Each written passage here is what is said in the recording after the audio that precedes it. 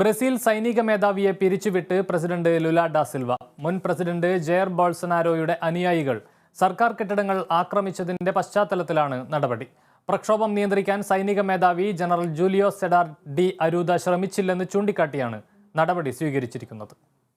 ജനുവരി 8-നാണ് മുൻ പ്രസിഡന്റും ലിബറൽ പാർട്ടിയുടെ മുതിർന്ന നേതാവുമായ ജെയർ ബോൾസനാരോയുടെ അനുയായികൾ പ്രസിഡൻഷ്യൽ കൊട്ടാരവും സുപ്രീം കോടതിയും കോൺഗ്രസും ആക്രമിച്ചത്. ഇവരുടെ നേതൃത്വത്തിൽ രാജ്യത്തിന്റെ വിവിധ ഭാഗങ്ങളിൽ പ്രക്ഷോഭങ്ങളും പ്രതിഷേധ റാലികളും സംഘടിപ്പിച്ചിരുന്നു. പിന്നീട് പ്രതിഷേധങ്ങൾ കലാപത്തിലേക്ക് വഴിവെച്ചപ്പോൾ നിരവധി പോലീസ് ഉദ്യോഗസ്ഥർക്ക് പരിക്കേൽക്കുകയും ചെയ്തു. ഇതിന് പിന്നാലെയാണ് രാജ്യത്തിന്റെ സൈനിക തലവനെതിരായ പുതിയ പ്രസിഡന്റിന്റെ നടപടി. പ്രക്ഷോഭം നിയന്ത്രിക്കുവാനോ വേണ്ട നടപടികൾ സ്വീകരിക്കുവാനോ ജനറൽ ജൂലിയോ സെഡാർ ഡി അരുദയ്ക്ക് കഴിഞ്ഞില്ലെന്നും സംഭവത്തിൽ വീഴ്ച പറ്റിയെന്നും ചൂണ്ടിക്കാട്ടിയാണ് നടപടി. കലാപത്തിന് തൊട്ടുപിന്നാലെ സായുധ സേനാംഗങ്ങൾ ഒത്തുകളിച്ചതായി താൻ സംശയിക്കുന്നുവെന്നും ലുല പറഞ്ഞു. സൗത്ത് ഈസ്റ്റ് മിലിറ്ററി കമാൻഡിന്റെ തലവനായിരുന്ന ജനറൽ ടോമസ് മിഗ്വൽ റിബേറോ പൈവയാണ് അരൂഡയ്ക്ക് പകരം സൈനിക മേധാവിയായി ചുമതലയേറ്റതെന്നാണ് റിപ്പോർട്ടുകൾ.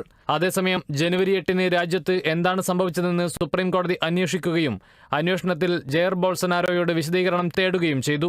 പ്രസിഡന്റ് തെരഞ്ഞെടുപ്പിന്റെ നിയമസാധുതയെ ചോദ്യം ചെയ്ത് ബോൾസനാരോ കലാപത്തിന് പ്രേരിപ്പിച്ചതാകാമെന്നാണ് പ്രോസിക്യൂട്ടർമാരുടെ വാദം.